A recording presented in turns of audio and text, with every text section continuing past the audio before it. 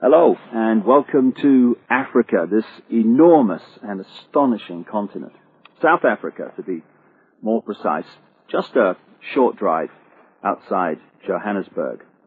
And I'm here to talk to a remarkable man, Credo Mutwa. When I first came to South Africa about 18 months ago, within 2 or 3 days, I was introduced to Credo Mutwa. I'd never heard of him at the time, but from the moment I met him, I didn't stop listening and he didn't stop talking for at least 5 hours. And within the first few minutes, I realized I wasn't just in the presence here of a man of great knowledge, and he's certainly that. I was in the presence of a genius, a unique human being. And Credo Mutwa is without doubt the most incredible man it has been my honor to meet. Credo is what some people around the world call a shaman, and some deeply, deeply ignorant people call a witch doctor. And to give him his official title, he's a Sanusi in the Zulu nation. Sanusi is the carrier, the keeper of the ancient knowledge of so much, including the ancient knowledge of history of Africa, where all this came from, where the people came from, what the truth of history is, instead of the largely nonsensical version of history that we get through the universities and the schools from very, very well-educated professors who know. There are only 2 Sanusis left in South Africa. Credo is one. And that's terrifying, because it means the true version of the history of this continent is dying. Being lost to this official nonsense that we're told is history, but is absolute garbage. History has been rewritten, and the people who can put that history together again are going out of this world as they age and are not replaced. So you're about to have, as I have, the enormous privilege of hearing this man talk and seeing his knowledge preserved for as long as the electronic medium exists. He is the official storyteller and keeper of the history, the knowledge of the Zulu people. But you know, knowledge is a very dangerous thing when you're trying to hold people down into a mind prison, you're trying to manipulate them, you're trying to control them. And so people like Credo Mutwa, who have the knowledge to rewrite history and therefore rewrite the present, they are very dangerous people to those that wish to control and suppress. This man has had endless threats to his life, endless attempts on his life, right up to the last few days. And he has upset the hierarchy of his own people as much as he's upset those others in other cultures and other races that wish also to suppress the truth for reasons of preserving their own religious domination or keeping people in ignorance. And so I've come here to talk to Credo at length about many things. And this is a series of unique videos with a unique man. And what we're going to start out with is to concentrate on a bizarre story. An off-the-wall story, you would think, but one which he is confirming at every turn from his own background, his own unique knowledge of this continent. Over the last few years, as I've been trying to uncover how the world's controlled by a few people, which it is, and who those people are, it has emerged from my research that, bizarre as it may seem, a reptilian race from another world, interbred with humanity in the far ancient world, creating hybrid crossbreed bloodlines. You see references to these in the Old Testament and into endless of the ancient texts. In the Old Testament, it talks about the sons of God, which in the original is sons of the gods, plural, interbreeding with the daughters of men to create the hybrid race, the Nephilim. These gods were the literal gods of the ancient people.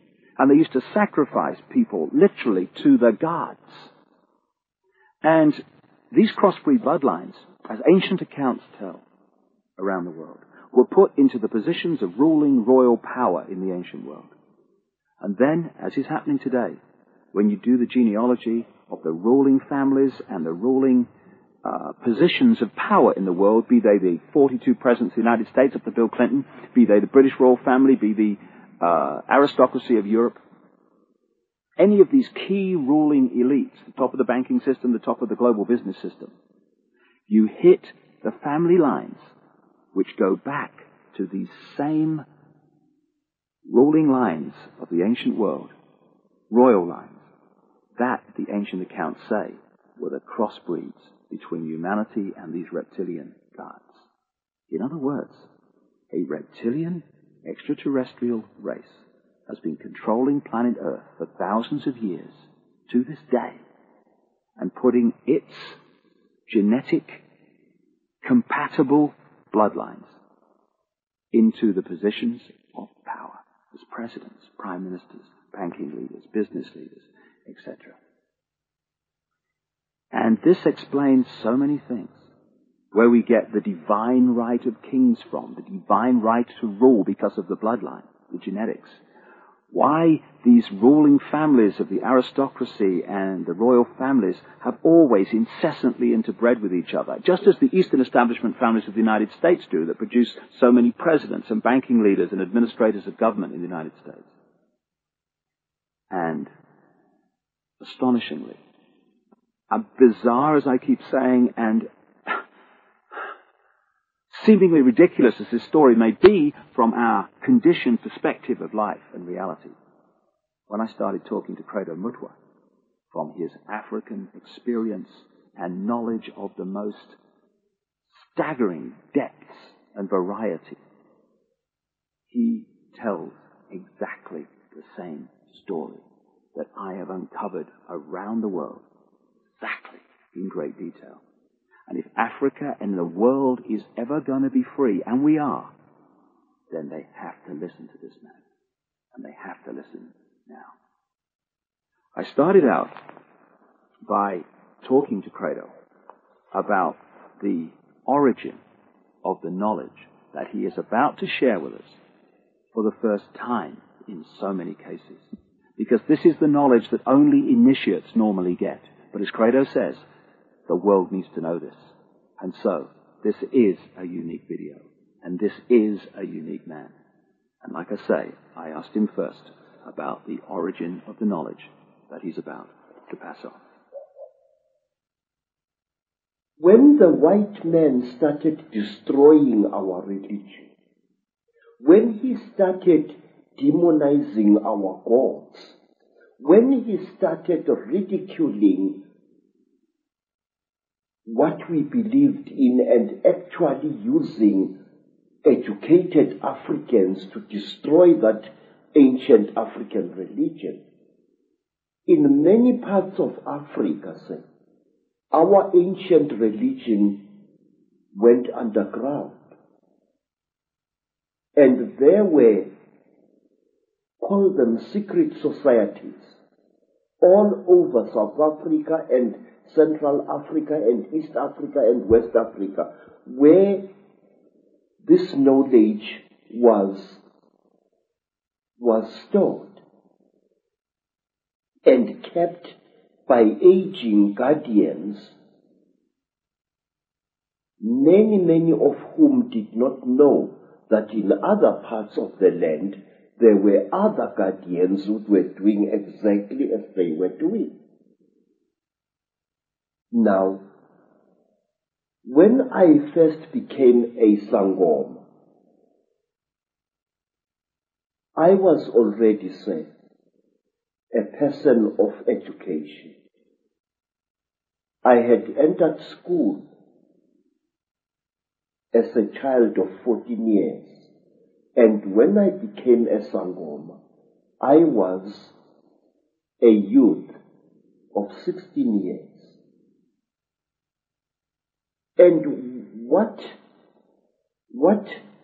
my aunt and my grandfather, as well as my maternal grandmother, taught me shook me to the core of my soul. I found that the mission schools had been teaching me lies about my people all along. Missionaries had told us as children that the only light came to Africa with white people, that before the white men came, we black people had no idea about God. We had no belief in a life after death, and that our people were just a race of savages who used to lie around in the sun, womanize, fight, and drink beer every day. I was suddenly awakened to the fact that Africans had in fact been far greater intellectually than the missionaries were willing to give them credit for.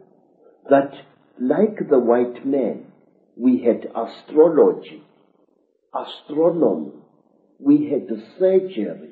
In fact, I found that Zulu surgeons in the early years of the 19th century and the 18th century and even beyond could perform operations which white surgeons were not capable of operating. And the more I learned about my people, the more I wanted to learn.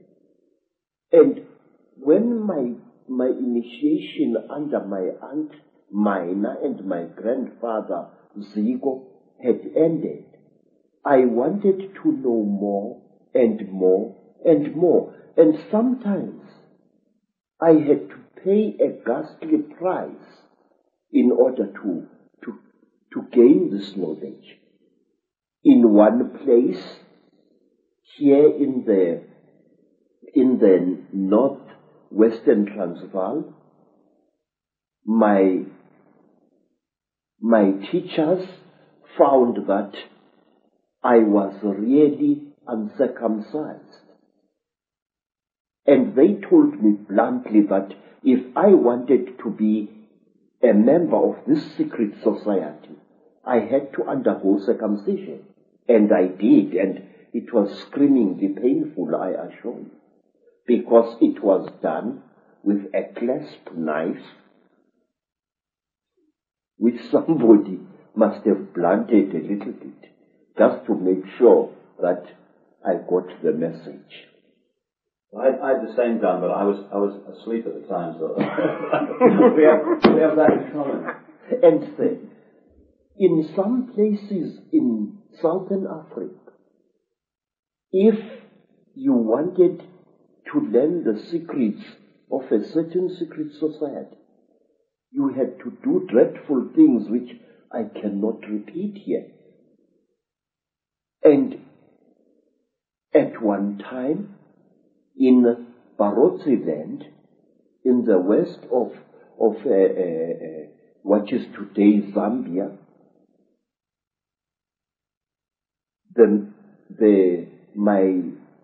my teacher said, look, how far are you willing to go in order to become one of us?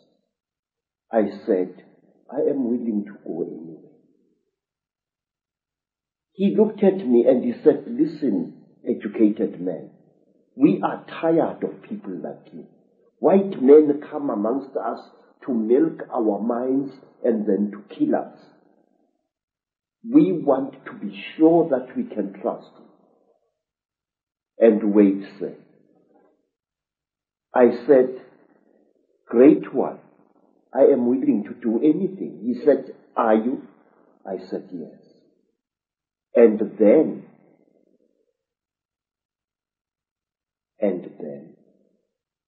they went into a graveyard